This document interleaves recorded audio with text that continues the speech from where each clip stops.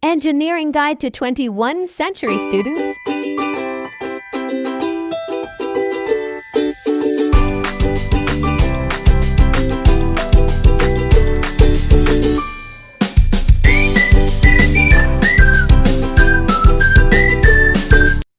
Hello, Assalamu alaikum everyone. This is Eha from BEMTS2A, and today we are going to take a look on the edge bridge circuit, which we can use to move a motor in two directions, mainly clockwise or anti-clockwise, or also we call it counterclockwise.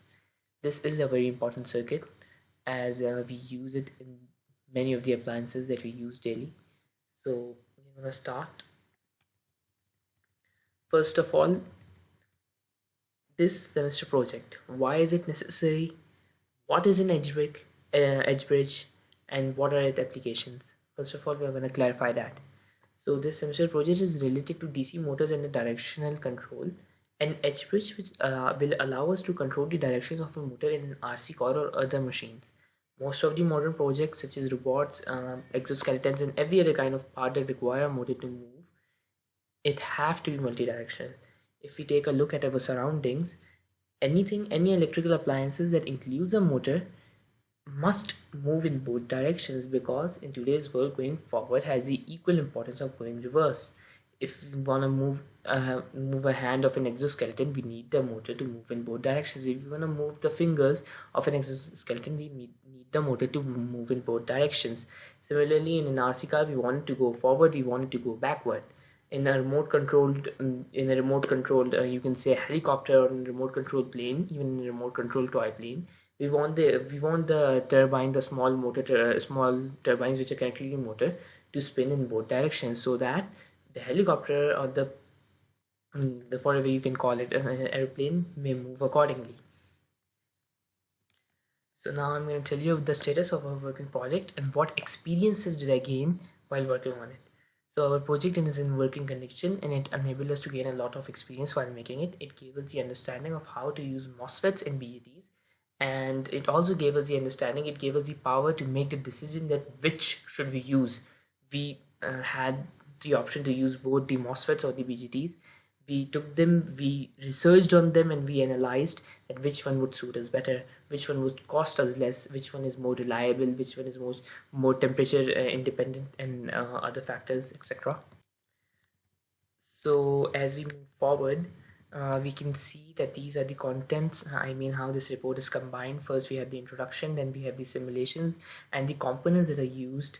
The simulation and the components include the initial design, the schematic layout, the PCB layout, simulation, components, and the bill of materials. For example, the components, for example, the MOSFETs, the diodes, the resistors that we bought, how much we bought them for, how much the project costed us, everything is included in this report. After that, reading and measurements, the power supplies, how much power we supplied to the motor, how much power we had to supply to the switches or the octocouplers, and measurement across each MOSFET, measurement across each motors, both are done in the PCB as well as on the breadboard with a DMM.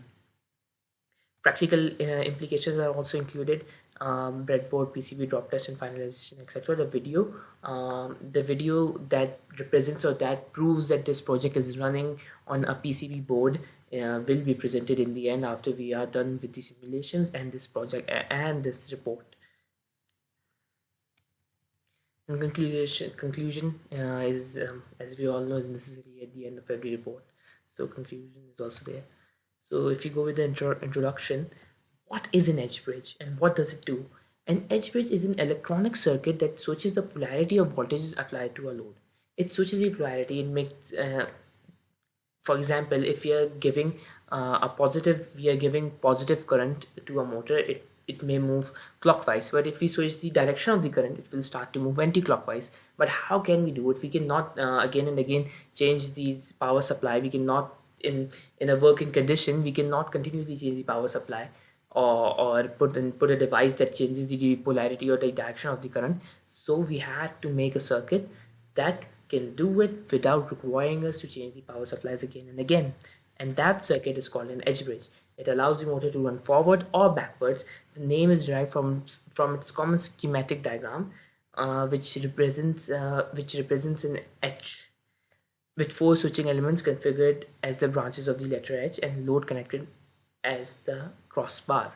So as we move on, I'm going to show you how does the circuit looks, and when even if we show it to any kind of children or any kid, he will recognize it as an edge. So basically I'm going to tell you what were we asked or what was required of us in this project. We were asked to design an edge-based circuit to control the direction of the motor with optical isolation and flyback diodes. Why were flyback diodes necessary? That is also a very important question. I might answer it right now. I can answer it later when we are if we are telling details about every component. But flyback diodes are necessary for the safety of the MOSFETs in case something happened. So the motor that runs at 9 volt and draws a maximum current of 2 ampere. So these are very necessary parts. The motor runs at 9 volt and draws the maximum current 2 ampere. The motor is to operate continuously for 15 minutes. These were the requirements. We only knew that an edge bridge is used in an RC car or other motor control devices at a switch's direction, etc., as we have discussed above. So here comes the design plan. Now we plan to design this circuit using MOSFETs. This is a very important revelation and a question, that why did we design it with MOSFETs? Why not we use BJTs? And since BJTs are more older and we have studied BJT a bit more than MOSFETs, if I am cut. And we have studied BJTs a bit better than MOSFETs. Or I'm talking about myself actually. I cannot represent the whole class, but still I think that I have better understanding of BJTs compared to MOSFETs. So but still, why did we decided to use MOSFETs? So the first question was that MOSFETs were very easy to use. They were very easy to execute. They were providing the best voltages. We made a BJT circuit on Proteus, and we were not getting the required output with the minimum use of BJTs. We had to make the circuit complicated. We had to add more BJTs in order to get the required output. But in case of MOSFETs, only 4 MOSFETs were enough to give us the voltage that we needed. And it was something kind of new. We needed to impress our teacher, and we had to do something new. Before that, I tried to make designs in BJT, etc. As I told you, it is the same in text. So here is the initial design of the project. This is bidirectional. I will tell you how does it work, but first, if we can look at it, it gives us the representation of an H. You can view it properly. Here we are inputting the voltage, the main power source. We have used a ground here. The motor is in the between, and we have used 4 switches on each, 2 on each side. So as we move down, we can see that when we close the switch, the upper switch on the left side and the lower switch on the right side, the motor will move in clockwise direction. How does it work? Let me explain it to you. So the voltage of the current, the potential difference moves from here, goes there, and moves across the switch as it is closed. Obviously the current cannot go here, as it will sense that there is that the path is not connected, and current chooses the easiest path that is available, so it will go to the left side. Then as it moves down, it can again sense that the switch ahead of it is open, so it will go towards the motor, inside of the motor, outside, and then it cannot go back upwards as we know the switch is open, so it will go downwards towards this 4th switch that is on the right side, and as it moves down, it will go towards the ground and exit. In this way, the motor will move in clockwise direction. As we can see, the current starts from the left, goes towards the motor, exits from the right.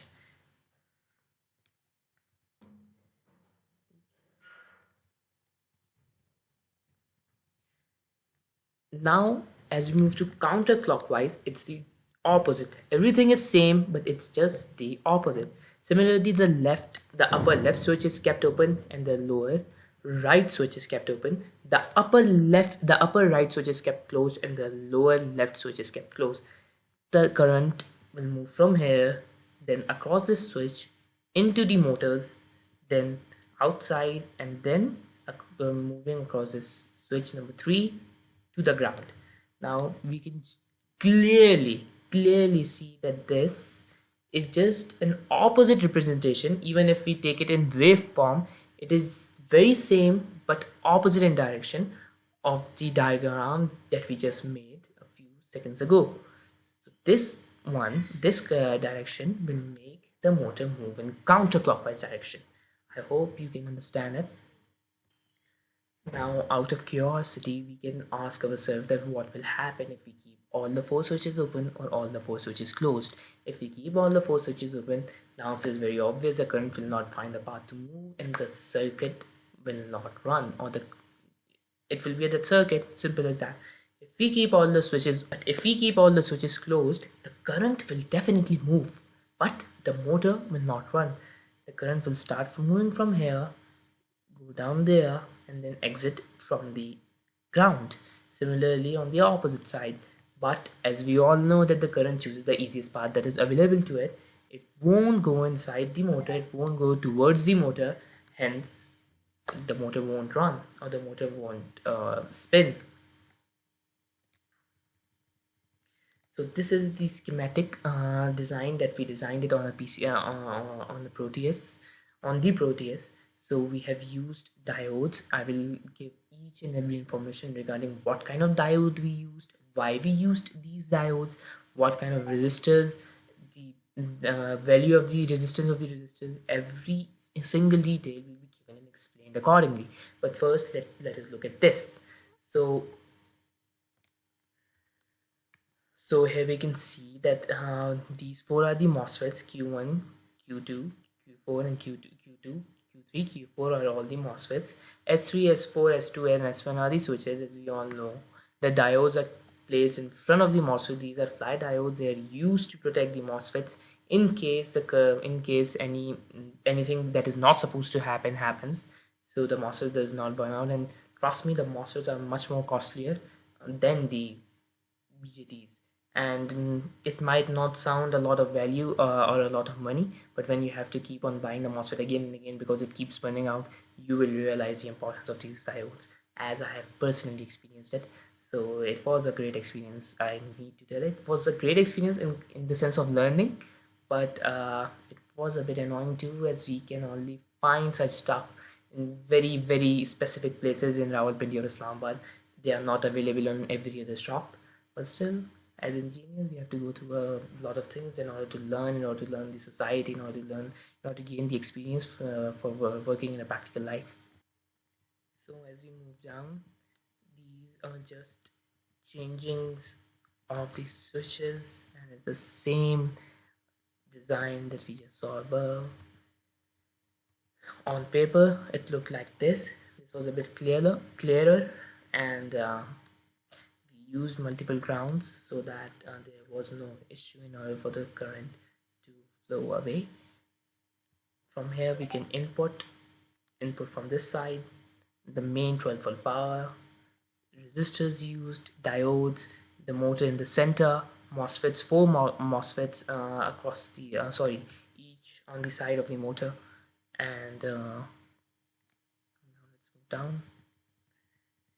Schematic of PCB. So this is the schematic. This is the detailed schematic, the circuit that actually runs, that actually simulates, and this is the one I made in my final.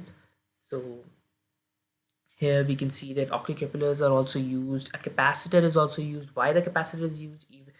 As we all know, capacitor is necessary to use, as there can be deflections in the power supply which are very reliable, but still, why take the risk? So the motor is not given changing values of the voltage, so a capacitor is used here. Diodes are used, as I told you before. Resistors are used, octocouplers, and two octocouplers on each side actually, right?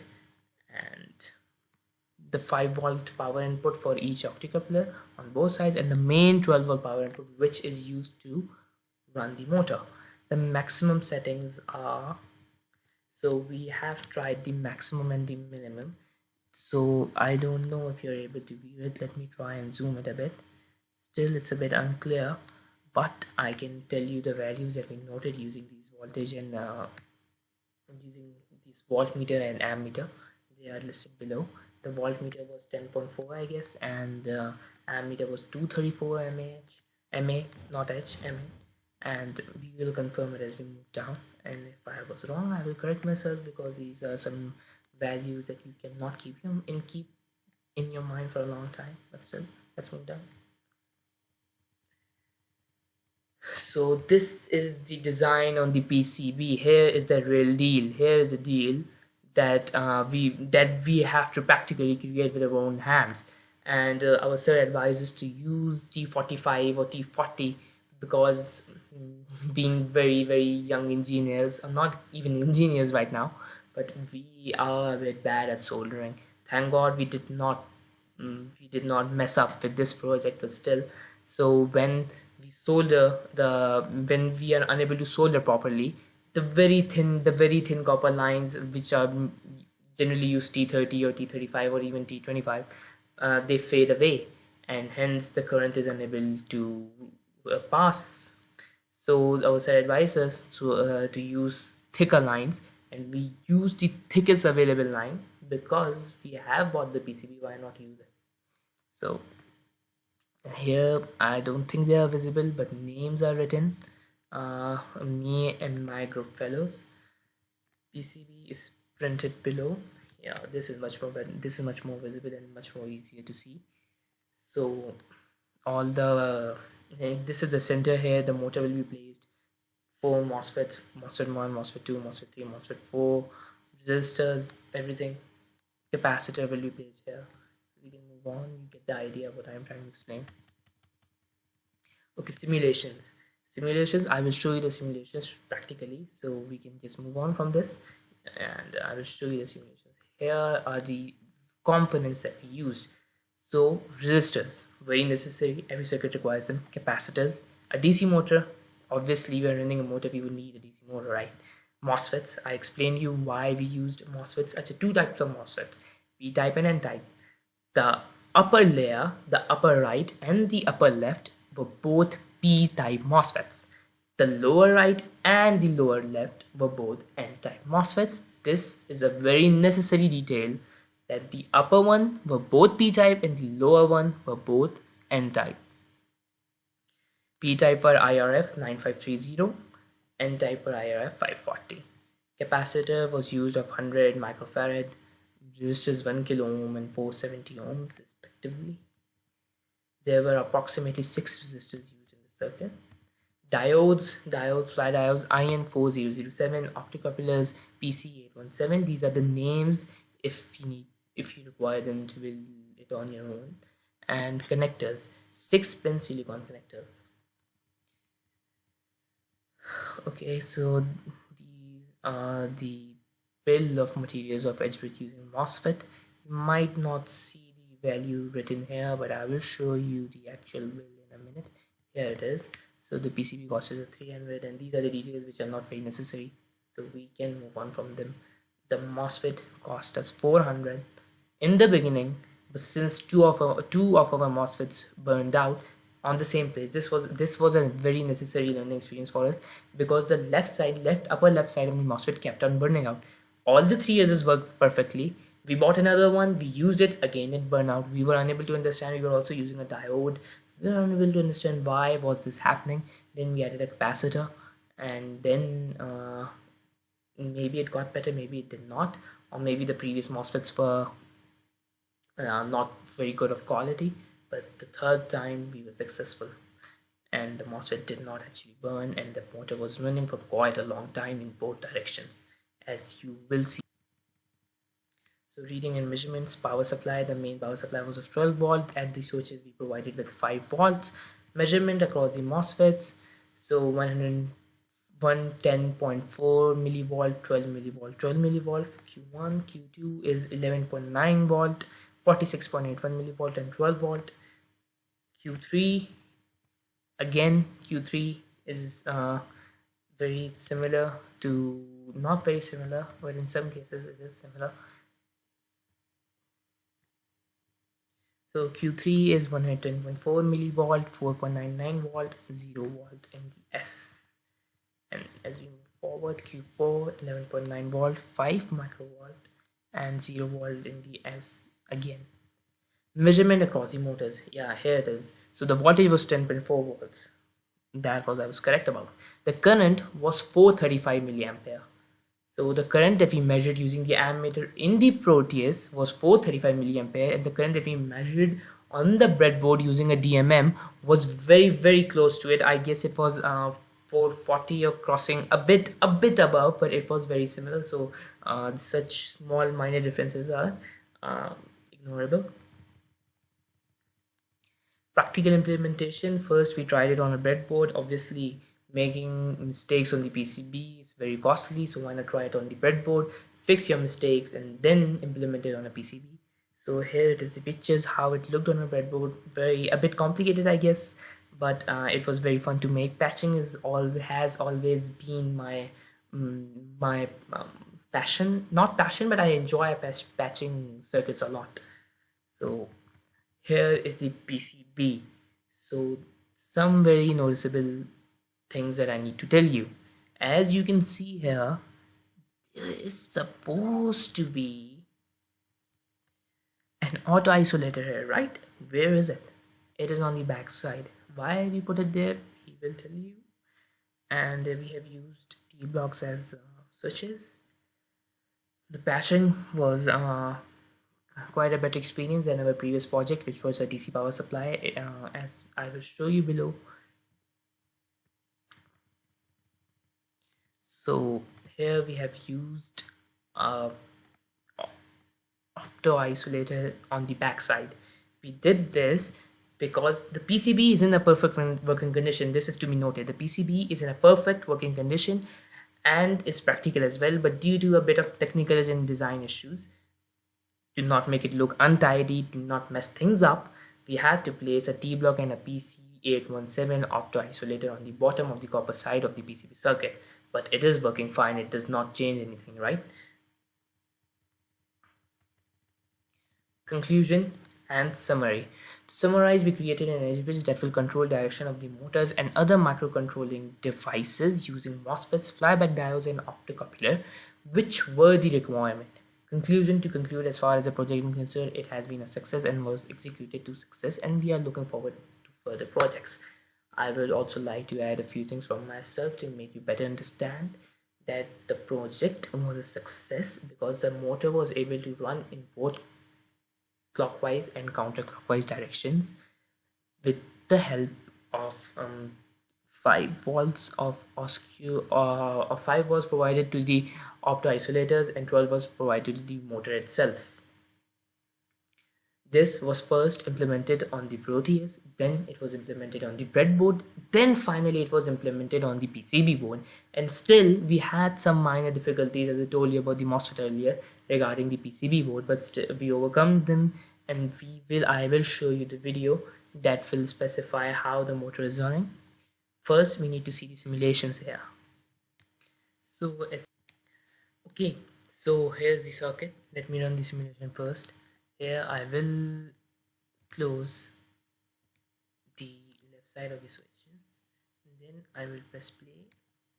As you can see, the motor is running clockwise. We can see that there is plus 10.4 volts across the motor at the moment. Let me pause it. It's done. Opening the switch, closing this one. Let's see if the motor runs clockwise or anti-clockwise. Ta-da! It is now moving in the other direction, and still the volt here is minus 10.4 volts. 12 volt is being supplied from here, and this is the circuit of an H bridge. Okay, so now I have in front of you something that is relatively new and that we did not discuss earlier.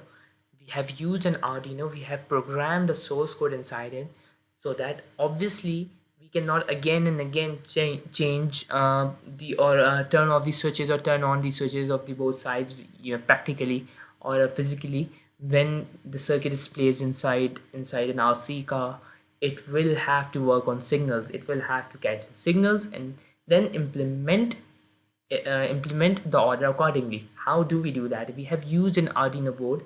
An Arduino board can be programmed, the program can be written, and so let us have a look on the program here. We have started from include code.icp.h. Okay, these these are all the initializations. Void. Here we have made functions and then int, en, rf, forward, reverse, etc. Setup. Okay, so this is the program that we have fitted inside the Arduino board. Print mode, en output, print mode, reverse output, print mode, forward output. So as you move on, you can see the flows forward. The LED is at high volts. The LED turns on. Similarly, if it moves backward, the other LED will turn on, and then this can show us that at which direction the current is moving, and waiting for some time, then asking it to change its direction itself is the main output of this program. Let's see if it works. And here is a circuit. Let me play it. Just give me a minute. Let's see if it works. So let's play the circuit. Here we go. Okay, you might be thinking that why is the motor not moving? Let me explain you this phenomena first. So I had to deliberately add a delay in this to give it enough time, because for example, when the motor is moving clockwise and then the program orders it to move anti-clockwise, the program has done it in a time of a millisecond. But the motor requires time to stop. First, it will stop spinning clockwise, then it will again start spinning in anti-clockwise, and this requires a specific time period which the program does not acknowledge. That's why I added a small delay. That's why in the beginning the circuit was on, but the motor was starting slowly. So the delay was added due to this reason. And now I will play it to show you how does it work.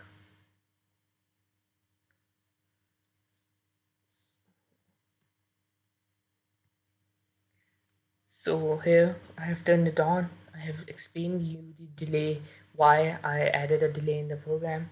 Let's see if the motor starts moving. It is moving.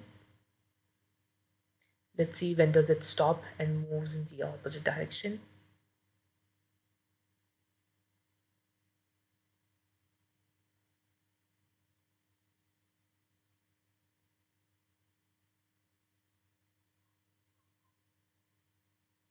The motor has stopped itself. I have not touched even a single switch or paused the simulation, and you can see the motor stopped. Now it is moving in the opposite direction or in the other direction. This is all because of the Arduino that we use and how we programmed it, how we ordered it to move the motor accordingly with a small amount of delay. The Proteus just crashed. It's okay, but our requirement is fulfilled. So we were unable to notice a delay when the motor was once started. But what we did not notice was the Proteus had ordered the motor to stop long before. It took a specific amount of time to stop revolving in one direction. Then it again started revolving in the other direction. This was matched very properly. Now I will show you the video practically on a PCB board how the motor runs, and I will have to thank you all for watching this video. I will have to thank my sir for not allowing us, but for encouraging us to do this project. It was a very, very informative, very enjoyable, and one thing that I noticed in this project was, which our sir always tells us, that engineering is a teamwork. Before this, studying engineering, studying for our papers, or solving some random statistics or multivariable calculus problems, or even EDC problems, it did not require a lot of teamwork. It has to be self-done. But this actually showed us that how teamwork is very useful, and how teamwork is the basis of making practical engineering work. Thank you, and Allah Hafiz. The video will be presented to you. The practical video of the motor will be presented to you shortly. अस्सलाम sir, ये हमारा ADC का project है। इसके अंदर हमने MOSFETs को use किया है और मॉसफेट जो हमने पीएनपी यूज़ किए हैं वो IRF 9530 और जो एनपीएन मॉसफेट्स हैं वो हमारे पास है IRF 540। सबसे पहले हमारे इनिशियल डिज़ाइन के अंदर जो मॉसफेट थी एनपीएन वो थी IRL 520, लेकिन IRL 520 की अनअवेलेबिलिटी की वजह से हमें IRF 540 पे स्विच करना पड़ा, जो कि हमारे डिज़ाइन को कॉम्प्लीमेंट कर रहा था। इसके लिए हमने जो फ्लाईबैक डायोड्स थे जो कि हमारे डिज़ाइन की रिक्वायरमेंट थी वो भी लगाए हुए हैं और सारे जो रजिस्टर्स रिक्वायर्ड थे वो लगाए हुए हैं। ऑप्टो कपलर हमारा एक टॉप कॉपर लेयर पे और एक बॉटम कॉपर लेयर पे, क्योंकि उसकी पिन कॉन्फ़िगरेशन का प्रिंट के टाइम पे मसला आ गया था, तो हमने इसलिए उसको बॉटम साइड पे सोल्डर कर दिया। उसके बाद हम टी ब्लॉक्स को एज अ स्विच यूज़ कर रहे हैं और हमने जो ये टी ब्लॉक आपको नज़र आ रहा है और एक ये इसके नीचे है टी ब्लॉक, वो हमने यूज़ करना था 5 वोल्ट की सप्लाई देने के लिए, लेकिन हमारा सर्किट 5 वोल्ट की सप्लाई के बगैर भी 12 वोल्ट की मेन सप्लाई पे अब चल सकता है, तो इसलिए हमने उसको सप्लाई नहीं दी। तो सबसे पहले मैं आपको एक डायरेक्शन में स्टार्ट करके दिखा देता हूँ मोटर को।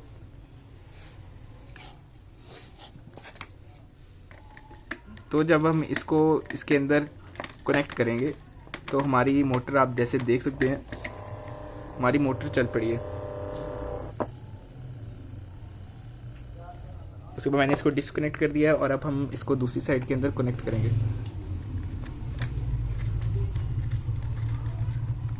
तो जब हम इसको उसी साइड पे कनेक्ट करेंगे तो हमारी मोटर चलेगी और अब हम इसको डिस्कनेक्ट कर देंगे। तो इस तरह हमारी जो प्रोजेक्ट था वो एज अ सक्सेस कंक्लूड हो सकता है और हमारी दोनों डायरेक्शन में चल रहा है। और ये हमने जो कैपेसिटर था वो मोटर को वो हमने मोटर के साथ लगाया था ताकि हमारी जो मोटर के अंदर फ्लक्चुएशन है वो ना हो। और जो ये प्रोजेक्ट था, ये ग्रुप मेंबर्स के रोल नंबर्स हैं 221748 221658 221751। Okay sir, thank you.